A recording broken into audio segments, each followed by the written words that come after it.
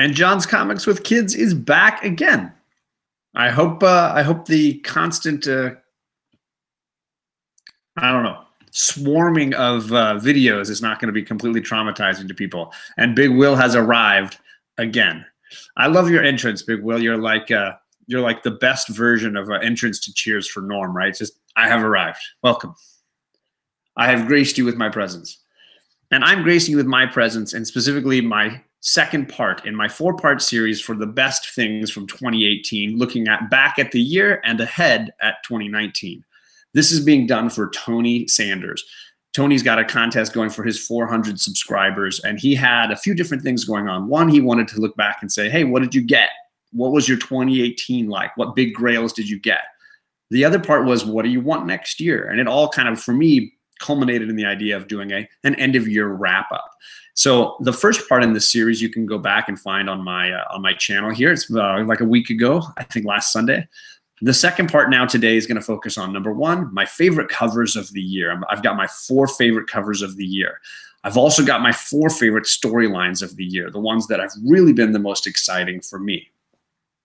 If you want to see some of the ones that didn't make the list, I'll post a few of the covers that could have been alternates or what have you on my Instagram, but I really don't want to waste any time. I want this to be the best for, in my opinion. I have to own all of them. So none of these are going to be books that are like, oh, I've got a screen grab of somebody's 1 in 100 variant. These are going to be the ones that I bought off the shelf that I cared about or that I sought out somewhere and really went after. Although I think only one of these I didn't buy. So, and I have to thank Jeffrey Comic-Con, I think, when that comes around. So we'll do that one. So I've got 4 stories that I've been reading, and most of these I've been talking about repeatedly through the year because I really do think they're great, and they've stuck with me, and they really made me want to be involved. Now, a part of these 4 things that I'm doing, these top 4 videos, I'm also going to be shouting out in every video one YouTuber who I think deserves your attention, and one Instagram person who I think deserves your attention. So in the end, I'll have 4 of each of those that I'm throwing out. Why 4? Well, because for my top 6 books I was trying to get this year, and I got a lot of books that I was really blown away that I got this year, but from those 6, I was able to get 4 out of my 6 hunting list books. So then I thought, well, then everything's going to be 4s. I'm just going to go crazy with that number. So I'm going to start by shouting out those people. Here they are, and I'm glad Jay Dee is in the group. My YouTuber to challenge you to find is Jay Dee. He is right here in the chat, and I have forgotten to add him to the description in the video, so I will do that later on, but make sure you sub up Jay Dee. He's an awesome guy. He's been on my comic book club. I was on his hunt just this Friday on Tony Sanders' channel. He's a cool guy. Even though he mopped the floor with me in the hunt, I am still going to recommend that you go and cruise his channel. He's just an awesome guy. The books behind him on the shelf, just like The Boy Who Had 7, are some crazy good books. And Matt, you're still driving. Glad to see you're keeping your eyes on the road. Road first. So Jay Dee is an awesome guy. Please check out his channel. Now, one of the guys that's often in my chat is Barbarian Kung Fu. He throws out some great comments. I haven't seen him in here yet today, but he's got a really good Instagram. You should cruise his stuff. He's always posting cool books, and he's got a great sense of humor. I definitely recommend cruising by and saying hello to these guys. So that's my Instagram and my YouTube pick for this video. And every one in this series, I'll throw another couple of people up. I try to pick people that are underrepresented in some way. Maybe they haven't got enough subs. Maybe I don't think they're getting enough attention because they just can't, in my opinion, get enough attention for guys like these. So I try to promote people that don't have, Bueller doesn't need help. Bueller's in here and Bueller's like, I got too many people. I can't even spot my people in the chat. There's just too many people. But Jay Dee and we're trying to get more subs, so it's the perfect way to kind of sub up those awesome people. So if you find Jay Dee in the chat, definitely hook that up. And Barbarian Kung Fu is often in the chat here as well. He leaves comments on the videos, and on Instagram, he's doing some really cool stuff. So sub those guys up. I'm going to start with a story first, and this is one that's been talked about a lot, so I'm going to try to blow through it quickly. But of course, it's the Immortal Hulk. And I struggled to pick a storyline out of these first, 10 issues now, that is just one little storyline. But the truth is, these first 10 issues really bleed together. So if I had to make a break point with the first storyline, I would say that it ends here at issue 7. These first 7 issues have to do with this sort of new version of the Hulk that we're seeing, the emotional problems that he's dealing with, and what that means for the leftover Avengers and the characters that are sort of seeking him out in life. You know, you get some great battles with Sasquatch, I think his name is, and of course it culminates in this battle where the Avengers have to stop him. It's a really, really powerful storyline, a little bit creepy, but it even gets creepier in the next few issues after. But everyone's talking about it for good reason. So grab that trade if you haven't read it. I think the first 10 issues are what are out right now, but the trade I think covers the first 6. Bueller says, I see you in the chat. You have a wrench by your name, John. I have a wrench. Yeah, well, yeah, my name, I'm a moderator for your channel, so you can spot me really easy. So that's my first of 4 storylines that you should check out.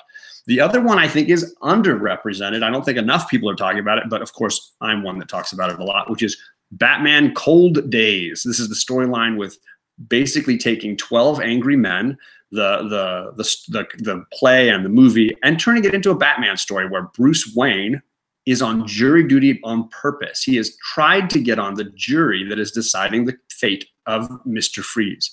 And this is a really fantastic storyline, really making Bruce and this alternative identity of Batman sort of face off against each other.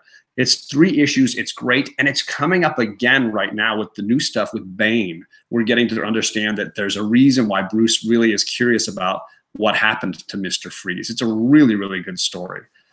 Sup, everybody. Ooh, Stay Puff is in here. Good to see you, man. I see Daniel Arzola is in here. Comics NYC is in here. How's it going, guys? Big Will, of course. Tony Sanders is not in here, but definitely this is for him, so definitely check in on his channel if you haven't. Thanatos is now home safely. I'm glad it worked out well. So those are my first 2 stories. This one is a bit of a cheat because it started in 2017, but most of it happened in 2018, and I discovered the whole thing in 2018, and that's going to be Thanos. Let's see, this is the lenticular cover. The Thanos storyline introducing the Cosmic Ghost Rider. And I have a few of these that are among my favorite books right now, but of course this one is the origin of the Cosmic Ghost Rider, and I absolutely freaked for this story. I've read it countless times. It's really, really good. And it's issues 12, issues 13 through 18 of Thanos, including the annual and Thanos Legacy as well. It is a great story, and it's, for me, still the best thing Donny Cates has done. I've been reading almost everything he's doing. I'm enjoying Marvel Knights well enough. Cosmic Ghost Rider I've read. Venom I'm reading. But for me, Thanos is his best piece of writing. And if you have not read that, please go get it. It is a phenomenal trade and totally worth your time. Read the trade, great story, says Stay Puffed and Jay Dee. Yeah, I can't recommend it enough. And I know it technically started, I think it was October of last year, but I'm counting it because the majority of the story was this year, and it's just that good. So Cosmic Ghost Rider, what a great introduction to a new character, or at least a reinvention of an older character. So that's my first 3 storylines. The 4th one has been the one I've been talking about all year because I absolutely freaked over Old Man Hawkeye. And I thought it was going to be a cash grab. It did not sound interesting, and somebody recommended it to me at my LCS, and I started reading it. And I just recently reread Old Man Logan. I would put this on equal status to Old Man Logan, and I'm not trying to be hyperbolic or anything. It is just really, really good. It's the prequel to that world that you always wanted. You get to see how the symbiote met that Tyrannosaurus Rex. You get to see some of the dramatic people that have been dead for so long when you first start reading Old Man Logan. And you, of course, get to see what happened to the Avengers. How is it the Avengers were not around to save the universe, right? Old Man Logan and Old Man Hawkeye are a great pair of stories. There's 1 issue left. They are near the very end. This issue 11 was phenomenal. It's a great, great read. And when the trades come out for this, just grab them, read them. You will totally love it. And it's a perfect prequel to Old Man Logan. It's really, really good. John, are you talking Old Man Logan solo or the Wolverine one? I'm talking about the solo, the original storyline. The one was I can't miss McNiven. And really, that classic original storyline, it appeared in issues 66 of Wolverine through 72, plus the giant-sized Wolverine was the finale. The original storyline with a blind Hawkeye trying to drive the Spider-Mobile across the plains. Yeah, McNiven. Okay, good. That's the original one. This is the prequel that goes before it. Hawkeye's not blind. He's got cataracts. It's getting bad, and it takes Hawkeye through his revenge story. He wants to get revenge on the people that killed the X-Men, or sorry, the Avengers, and he wants to go around and get each one of them before his vision goes bad. His vision is failing, and he thinks this is his last chance to succeed. Now, we know he's going to survive this, but there's a lot of other characters. Kate Bishop makes an appearance that basically we are concerned about because we don't see them in Old Man Logan. We don't know what's going to happen with all of them. So this is a fascinating way to kind of prequel that storyline. So those are my 4 favorite stories of the year. There's a lot of others that I've really enjoyed, but those are the ones you shouldn't miss because I think they're really worth the time. We are almost done here. We are to my 4 covers of the year, and I had a hard time narrowing this list down. As you all know, my daughter and I, Charlie and I were big fans of Art Germ, and the shocking twist here is there are no Art Germ covers on this list, and that was heartbreaking to me. So we are outside of the box here on this one. I ended up going with 4 books. 3 of them are variants. One of them is the original A cover, and I just think it was so good I had to recommend it. I'm going to post on my Instagram some of the ones that didn't make the list, some of those runner-ups, because there are so many. And if you go to the Boy Who Had Seven's channel, he's got a top 25 covers of the year, and I like all of them. They're amazing. Only 2 of mine are on his list. So that could be exciting to look at. I'm going to start with my only DC cover, and this is the one Jeffrey Comic-Con Henson sent to me. And I was so glad to get it because of this Batgirl run. It's not the one that's everybody's dying over, but it's the one that I like the most. This Middleton cover is my favorite of his run. There are a lot of love for that Middleton one where she's looking sort of in profile. I think this one is far superior.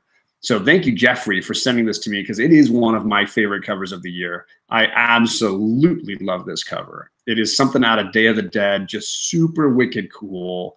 And part of my theme seems to be the teeth, these sort of bone teeth. All of my covers have that in common this year. Absolutely love it. And thank you to Jeffrey for getting this to me because it has made my list officially now. Next up, I've been talking about this book, and it's been on a lot of people's lists of covers. It's the only Battle Line variant book that I think one of the only 2 that I bought, but this cover is wild. I cannot believe that this is not just everywhere right now because this cover is crazy, crazy cool. This is Ghost Rider 4, I believe, the Battle Lines variant cover. And again, there's those skull teeth. But this is my favorite Ghost Rider cover that I may have ever seen. I can't stop looking at it. It's just wicked, wicked cool. So this would be my 2nd cover of the year, my favorite. So those are both variants. My 3rd variant cover, also with the crazy teeth, has to be Venom First Host. I mean, come on. I am not a crazy Venom fan. Like, it's not my favorite character by far. It's not even my favorite Spider-Man villain. But this cover is nuts. And again, the teeth are prominently shown here. This cover is wild, and it's one of those rare times where I bought a book just for this cover. I have no other Venom First Host books. I did not read any of them. But this one I had to buy. Even the background, I don't know if you can see the colors. There's the green spit, of course, but there's a green blue background. There's purple speckles all over it. It is wild. The whole thing is just spot on great. Stay Puff says, I like old school Venom. Anything newer with Venom, I don't buy it. I agree. I'm not a big fan. I love the Donny Cates run. The first 8 issues are really, really good. But I don't buy Venom, and I don't read Venom, but dang, had to buy that. Had to get it. And this says, somebody says, too bad the First Host series kind of stunk. Yeah, it was the only one I bought. I didn't really enjoy reading it or any of that. I was like, yes, that's amazing. That I'm supporting that cover artist, if only that cover artist. So that brings me to my final cover of the year. This is the only one that's a cover A. I absolutely loved it. I've already seen it on people having it on their like short boxes, those decorative Marvel short boxes. It's that good. And it's mainly because I love Ryan Ottley. This cover is phenomenal. I mean, it is just too dang cool. The lizard with this crazy huge neck and teeth, look at those teeth sticking out, is just so cool. The spider sense tingling like wild. Spidey with his crazy web in his hand, and then these crazy yellow stripes in the background. Jay Dee says he has this short box. I don't doubt it, man. It is just a badass cover. And I love Spider-Man too. I will tell you, I really disliked this Amazing Spider-Man run, the whole doppelganger storyline. I stopped collecting it. But this cover is phenomenal. And for me, it's iconic. And again, love Ryan Ottley, Invincible, so awesome. I just felt like the story none of the episodes or issues, none of them matched this cover and how amazing it is. So that would be probably, if I had to pick one, that might be my cover of the year, because I just really, really love it. So that's it for my second top 4 episode. Please sub up, all you guys in the chat, but specifically check out with Jay Dee's channel. Really great stuff. Over on Instagram, check Barbarian Kung Fu _ in the middle. Check in on Tody Sanders and his 400 subscriber contest. I have 2 more videos to do. The next one I do will be next weekend, another top 4 video, and it's going to be looking at, let's see, what did I pick? My favorite solo issues. So a single story, a single issue, the 4 best single issues, and then my favorite artists and writers this year. So those will be my top 4s for the next episode. The final one I do will be right before Christmas, the 23rd, and I will do one that looks at the 4 to 6 books I'm trying to get next year. It'll be the finale of this series. Thanks so much for sticking around.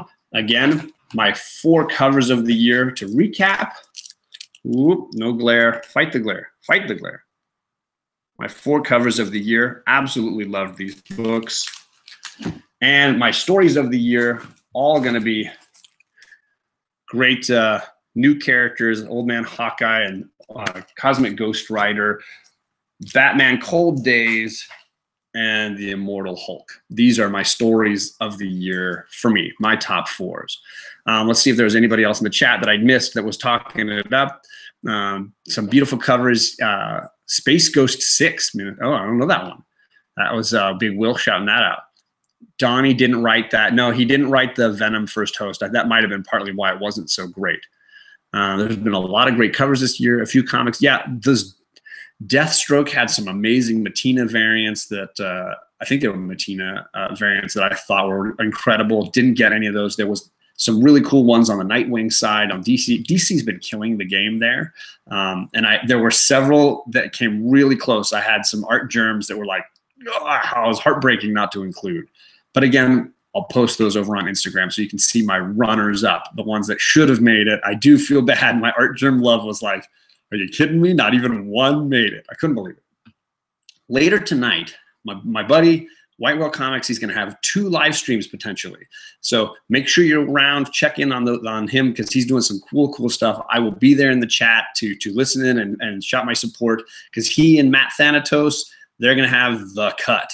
Some very exciting debates going on over there. So be sure to spend some time checking in on those guys.